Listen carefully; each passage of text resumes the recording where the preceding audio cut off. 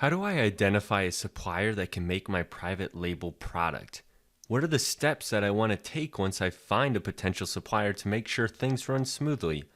We answer these questions and more in this episode of the Amazon Seller Podcast.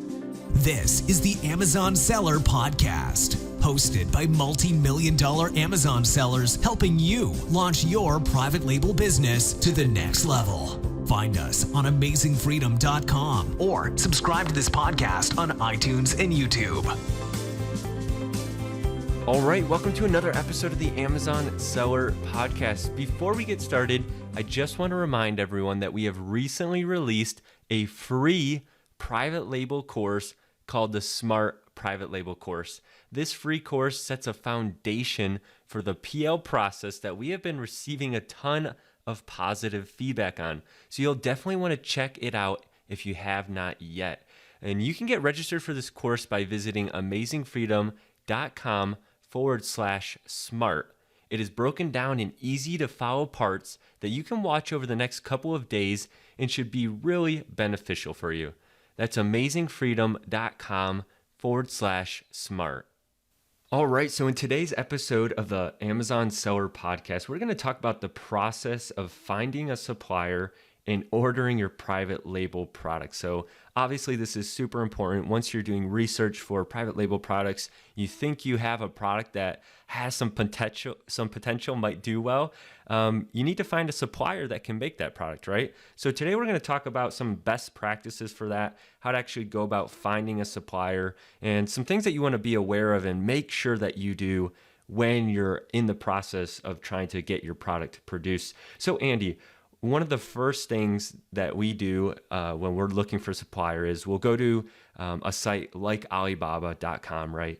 And then we basically just search for keywords that we think will come up with our product.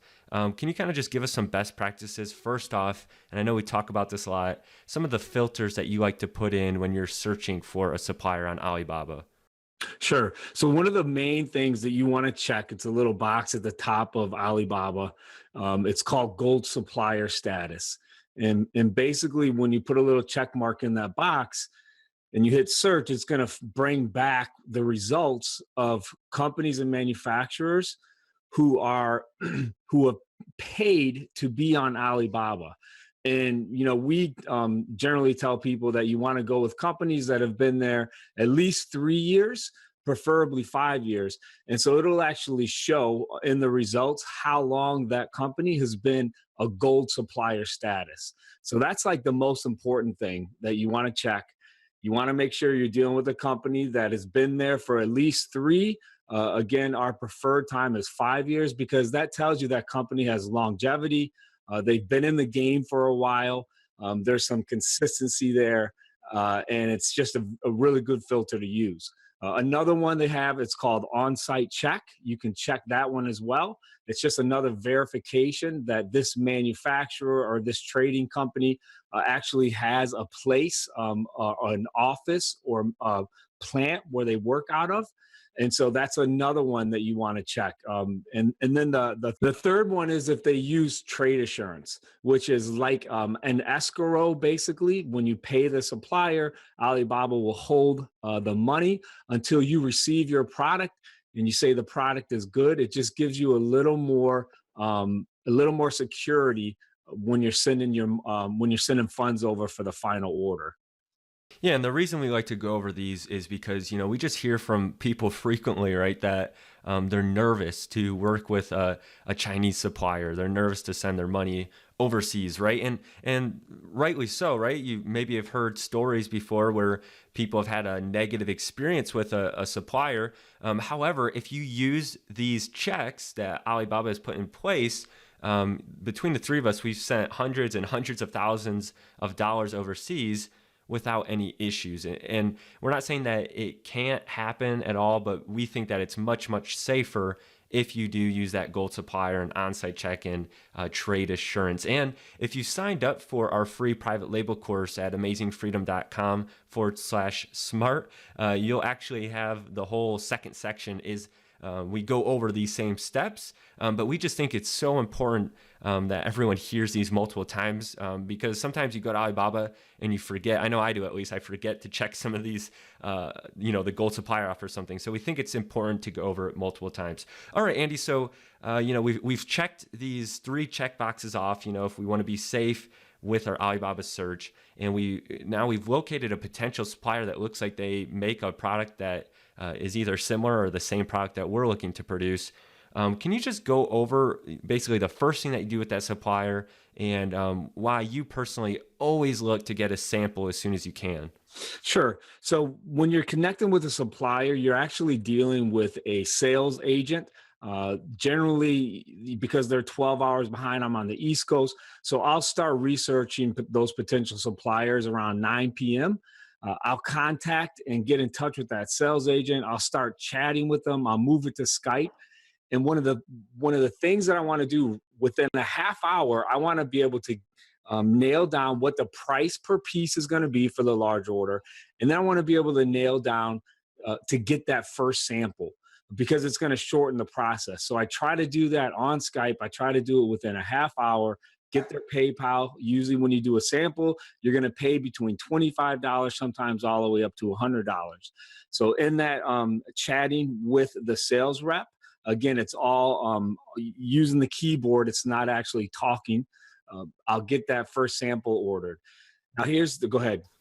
And you say you're paying between $25 and $100. How are you usually sending that money? Because I know that's a question that most people have when they're starting off. How are you actually going to pay for that sample? Generally, most manufacturers will always take PayPal for the sample.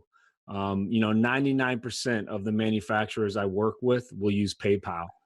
So I'll PayPal them that sample. I usually get it within a week. Usually the samples are always air shipped.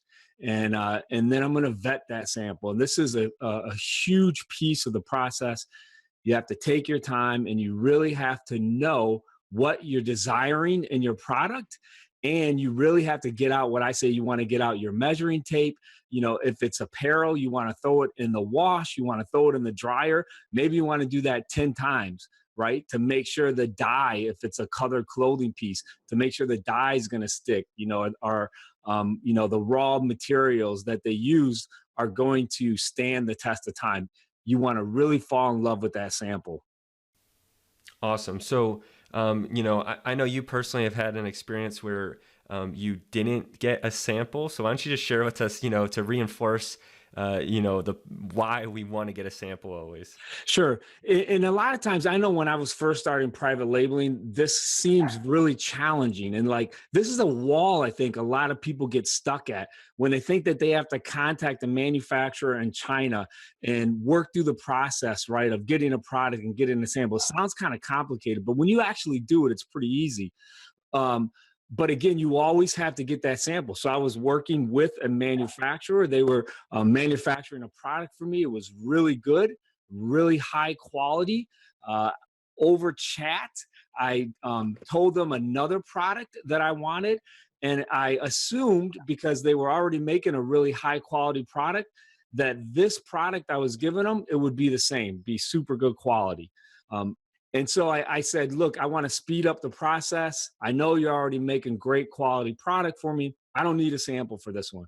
And that was not the right decision to make.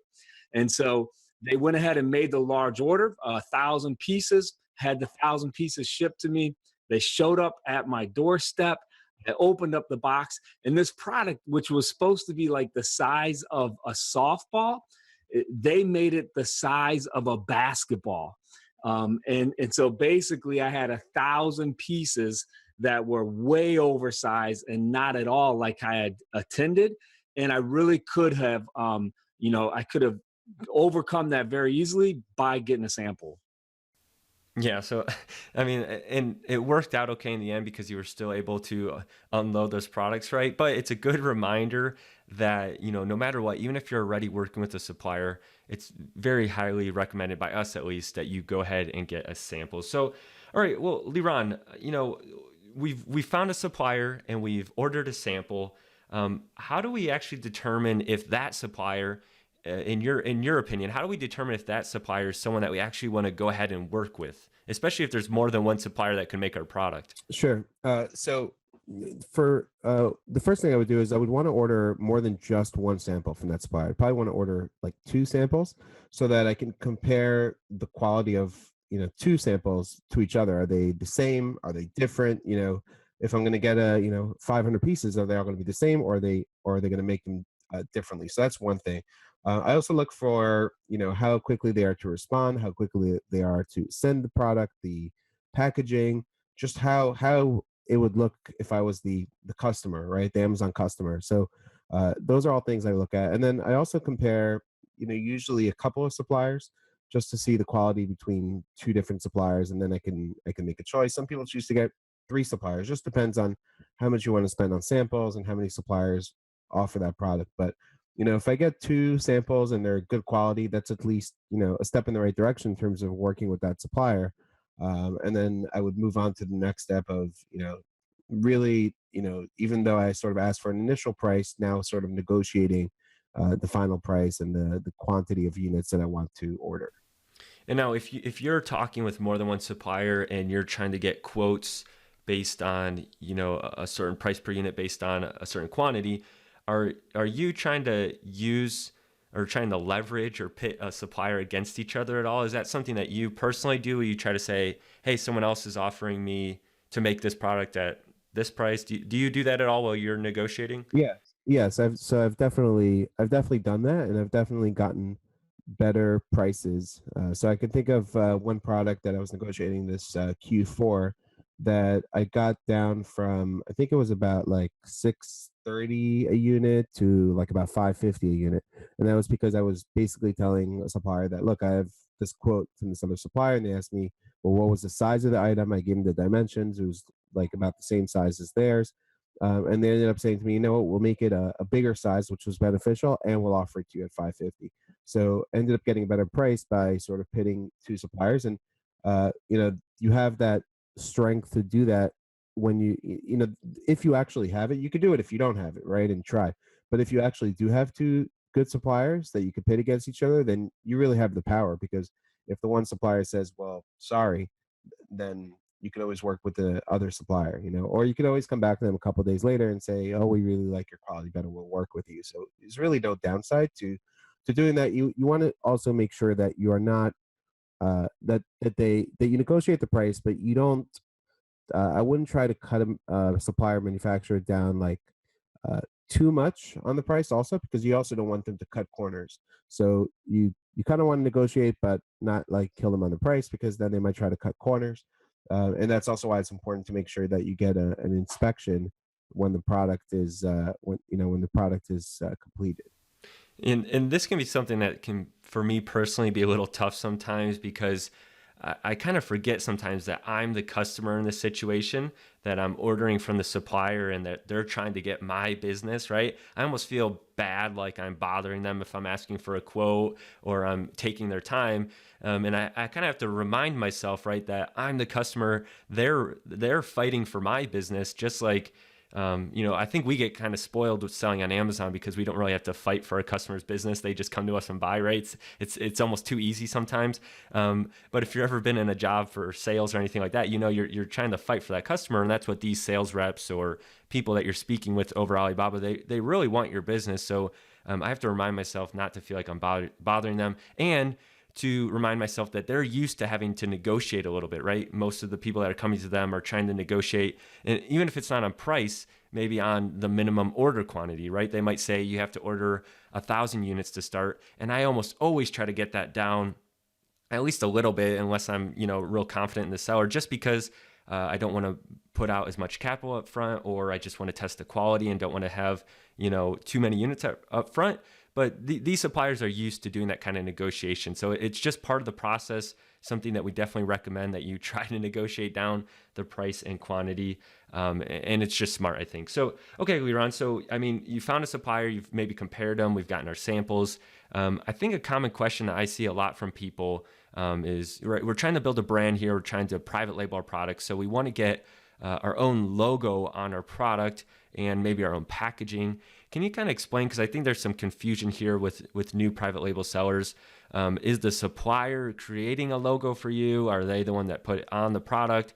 Do they create the packaging? Can you kind of just explain that whole process to us? Sure. Yeah. So the one thing I'll say is that I try to get the supplier to do as much as possible.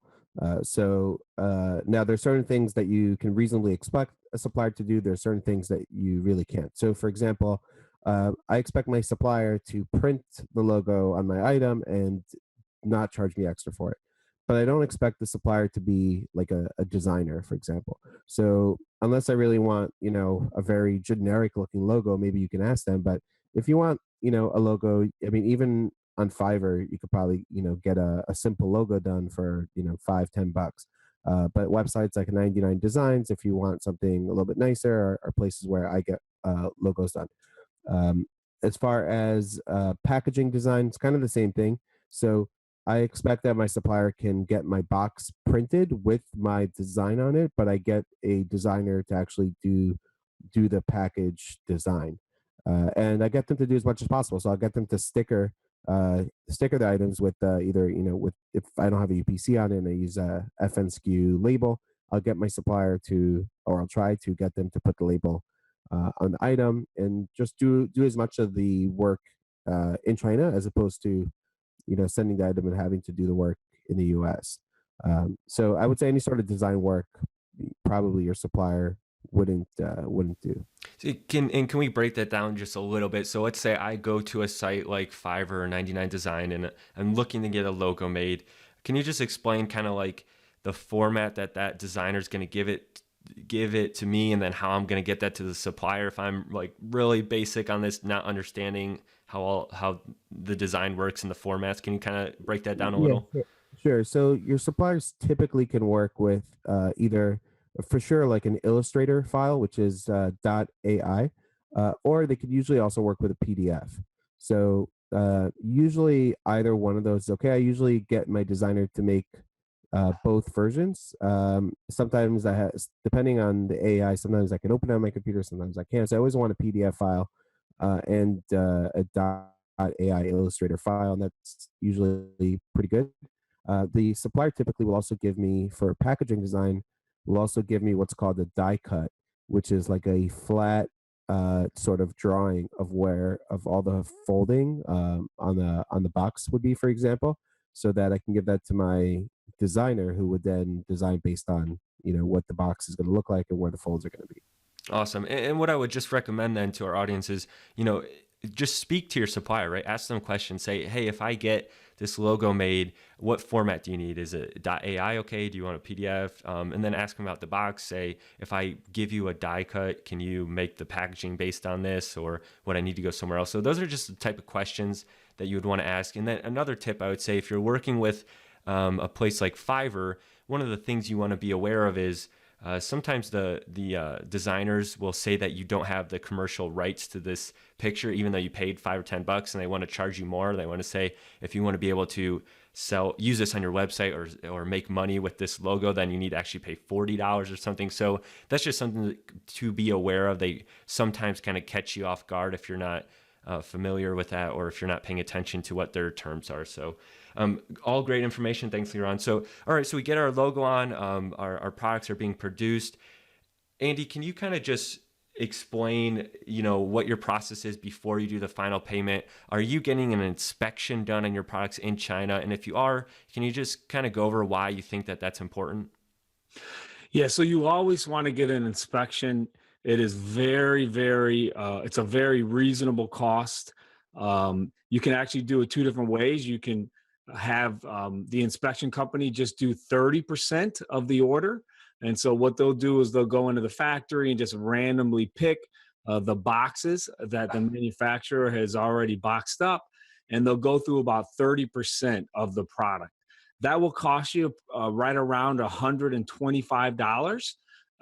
And they'll give you a very detailed report of the inspection. And so sometimes it'll be 10 pages long. They'll take pictures. They're very good at what they do. You can also pay a little more, and you can have them inspect every single piece. And so if this is the first time you're working with the supplier, it's really not a bad idea to have the inspection company look at every single piece. Sometimes it'll only cost 20 cents, per unit, or maybe it'll add 50 cents per unit. And at the end of the day, it's better discovering the problem there, where the factory can fix it, than having it shipped, over the sea, and then you wind up with product that is not sellable. And in your experience, if or either Liran or either of you can answer this, what if you find that there is like some defects, maybe 10% of the products don't pass the inspection?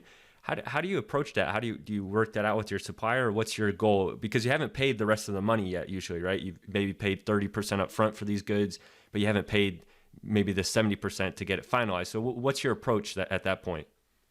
So for me, well, the first thing is that, if you're going to get an inspection, it's always good to tell your supplier upfront before they even start manufacturing. Just let them know, by the way, I'm going to get my product inspected. So to me, I think it adds an added layer of quality control that they're going to do, because they know an inspection company is coming.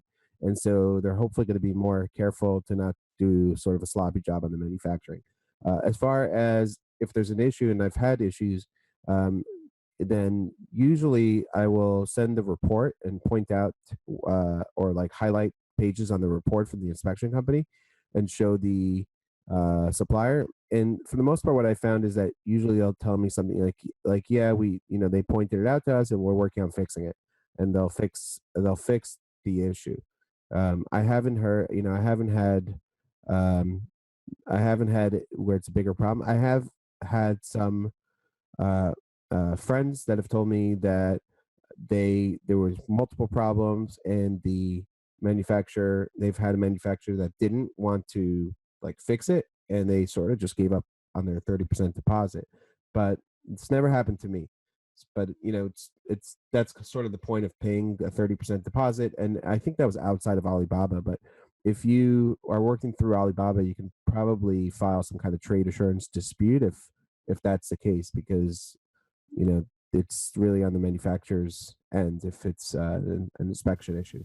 And And that's one of the benefits of telling them up front that you're going to get the inspection done, and trying to kind of communicate to them. And you can do this as well. You can say, and if there is an issue, I'd like you to, fix those products before we finalize the payment. So that's good information. Andy mentioned that, this is best practice usually, especially if it's your first order.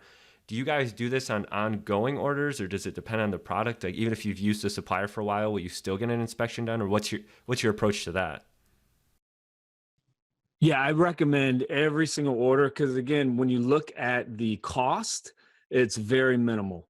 And so, paying $125, if I have 2,000 units shipping, you can do the math. It's really pennies per unit, and it could potentially save you a lot of headache and major costs down the road.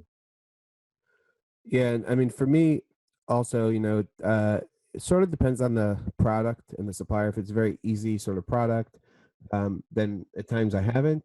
If I've had some issues in the past, then I always make sure to get inspection. But it kind of depends on the product for me.